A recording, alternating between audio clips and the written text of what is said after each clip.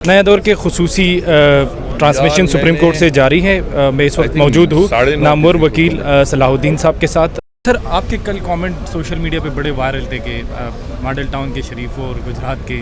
चौधरियों को अगर कोई भी है कि हमारी अदालत से ये इस्तदा थी, और मैंने तो बतौर न सिर्फ कि मैं अपनी जिस पार्टी को रिप्रेजेंट कर रहा हूँ बतौर वकील, मैंने उनकी तरफ से भी नहीं, but as an officer of the court मैंने ये कहा था कि इस किस्म की जो इतनी पॉलिटिकली पोलराइज्ड मामलात होते हैं उनमें कोई हर्ज नहीं होता अगर एक लार्जर बेंच बना दिया जाए, फुल कोर्ट बना दिया जाए, ताकि सुप्रीम कोर्ट के जो तमाम मोअज़्ज़िज़ जज साहिबान हैं और हम एक एक का उतना ही एहतराम करते हैं, वो सब अपनी इस मामले में राय दे दें।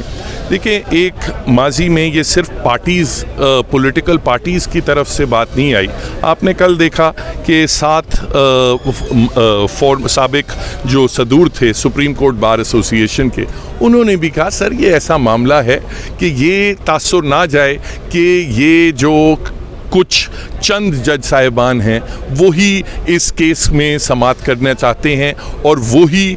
माजी में जितने भी ये सियासी नौयत के केसेस हैं उन तमाम बेंचेस में वही जज साहिबान बैठे हैं। ये बार का भी ये मौक़िफ़ था। और अगर आप माजी में देखें तो सिटिंग जजेस सुप्रीम कोर्ट के, आपने देखा जब यहाँ जस्टिस मकबूल बाकर साहब का फेयरवेल रेफरेंस था तो उसमें भी इन्होंने इस चीज़ की निशानदेही की कि जो सियासी नौयत के मुकदमात हैं पिछले चंद सालों में वो सिर्फ कुछ मखसूस जज साहिबान के पास जाते हैं और बकाया जज साहिबान के पास कभी भी इस किस्म के इम्पोर्टेंट कॉन्स्टिट्यूशनल केसेस नहीं लगाए जाते। तो उसकी वजह उन्होंने भी पूछी।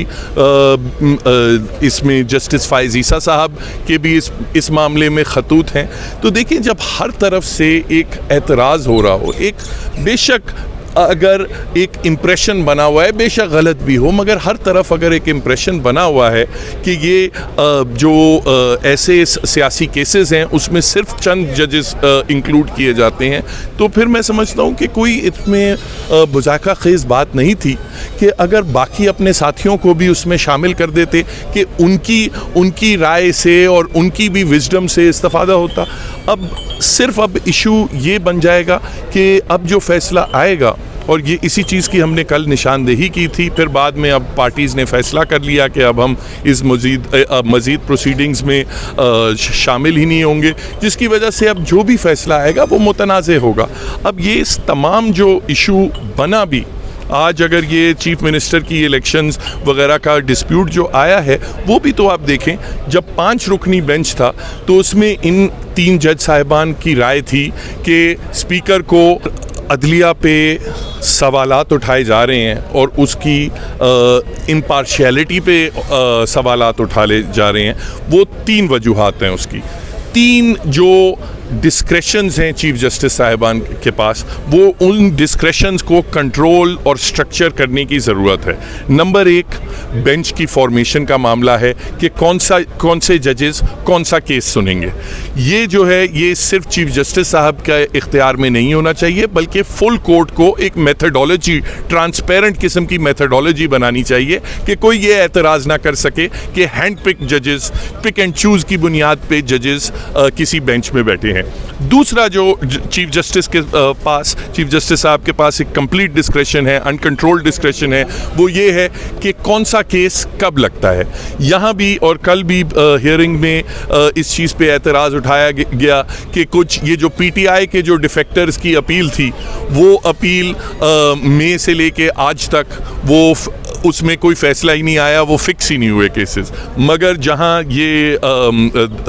डेप्यूटी स्पीकर की अब वाली रूलिंग की बात है, वो सैटरडे को भी समाअत हुई, फिर मंडे को भी रात 9 बजे तक हुई। तो ये जो तफरीक है ये ख़त्म होनी चाहिए। उसके लिए भी फुल कोर्ट को मेथडोलॉजी बनानी चाहिए कि कोई ये ना कह सके कि आपने मेरे केस को तरजीह दी और दूसरे केस को आपने इग्नोर किया। तो ये जो तफरीक है वो ख़त्म होनी चाहिए। तीसरा मामला ये है जो जजेस की तकर्रियों का मामला है, उसमें भी आपने देखा है माजी में बार्स ने इस चीज़ पे एहतजाज किया है कि अचानक कभी कह दिया जाता है कि अब हम हाई कोर्ट से 5वें नंबर के जज को लेके जाएंगे, अब हम 25वें नंबर के जज को लेके जाएंगे। उस चीज़ में भी ये जो पिक एंड चूज़ है उसको ख़त्म करना चाहिए, एक स्ट्रक्चर, एक डिस्क्रेशन को स्ट्रक्चर करना चाहिए ताकि ये पिक एंड चूज़ का आंसर ख़त्म होंगे, जिसकी वजह से अब जो भी फैसला आएगा वो मुतनाज़ होगा। अब ये इस तमाम जो इशू बना भी, आज अगर ये चीफ मिनिस्टर की इलेक्शंस वगैरह का डिस्प्यूट जो आया है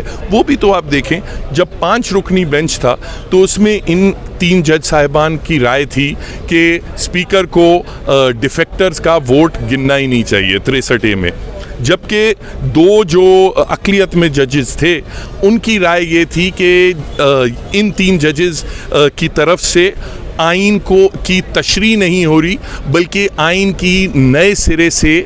तहरीर हो रही है। तो जब इतना वाज़े फ़र्क हो व्यू पॉइंट्स में मोज़ेज़ जज साहिबान का, तो क्या ये बेहतर नहीं है कि 17 के 17 बल्कि आजकल अब 14 हैं, तो ये 13 या 14 हैं, तो ये तमाम बैठ के एक बार फाइनली फैसला कर लें कि 63A की क्या तशरीह है और क्या एक ऐसी बात हो जो बाद में लोग कोई उंगली ना उठा सके। सर एक सवाल ये भी आता है, नहीं होना चाहिए कि बेंचेस पे सिर्फ हम ख्याल जजेस बैठें। आपने देखा है जैसे 18वीं तरमीम में और 21वीं तरमीम के केसेस में 5 जजेस की एक राय थी, 4 जजेस की एक राय थी, 8 जजेस की एक राय थी। सबकी जब इज्तिमाई राय आती है तो उसको फिर हम कॉन्फिडेंस के साथ कह सकते हैं कि ये अदालत उज़्मा की राय है और उसके बाद एक